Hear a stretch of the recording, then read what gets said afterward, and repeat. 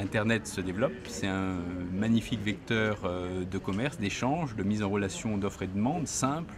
Et par conséquent, les fraudeurs, les organisations criminelles qui se cachent derrière la contrefaçon utilisent également ce même moyen pour mettre en relation une offre frauduleuse avec un consommateur final.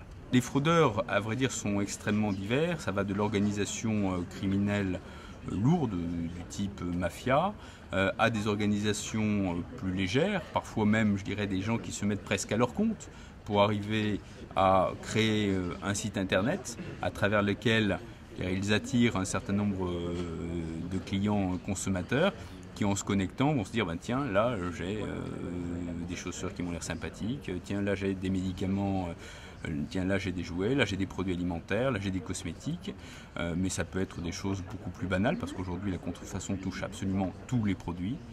Et à partir de là, ils vont générer un chiffre d'affaires frauduleux qui peut être très conséquent. C'est vrai que le problème se pose dans des termes identiques outre-mer.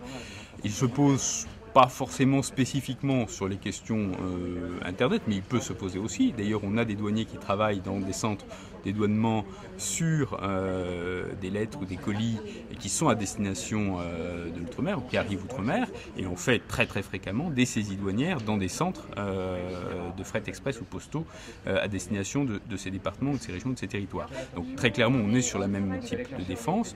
C'est évident que nous avons des réseaux qui vendent, si vous voulez, sur les plages ou dans la rue, des produits contrefaits qui vont, si vous voulez, de lunettes de soleil à des parfums. On voit bien quand on les arrête, puisque nous les arrêtons, grâce à la police aussi, eh bien, ils sont, si vous voulez, leur stock est renouvelé quasiment dans la journée. Alors comment ça se passe? Mais certainement, les douanes font tout ce qu'ils peuvent aux frontières avec l'Italie, mais ils passent par les montagnes, ils passent par, si vous voulez, un certain nombre de circuits.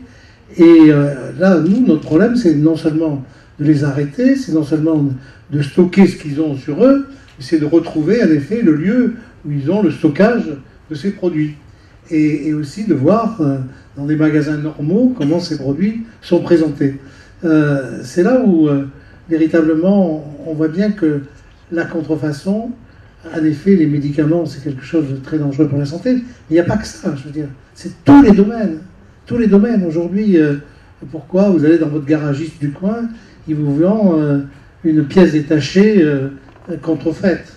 Très clairement, le sujet de la contrefaçon de médicaments est pour nous un souci particulier qui s'est développé au cours des dernières années, d'où un partenariat étroit avec les laboratoires pharmaceutiques, avec les entreprises du médicament, mais avec l'ensemble des acteurs de la sphère Internet, parce que souvent, les médicaments contrefaits, c'est même le cas très très très majoritaire, comprennent non seulement éventuellement pas de principe actif, auquel cas il y a des gens qui vont se soigner et puis qui peuvent se soigner autant qu'ils veulent avec ce type de médicaments, ça n'aura jamais aucun résultat, soit contiennent des principes nocifs.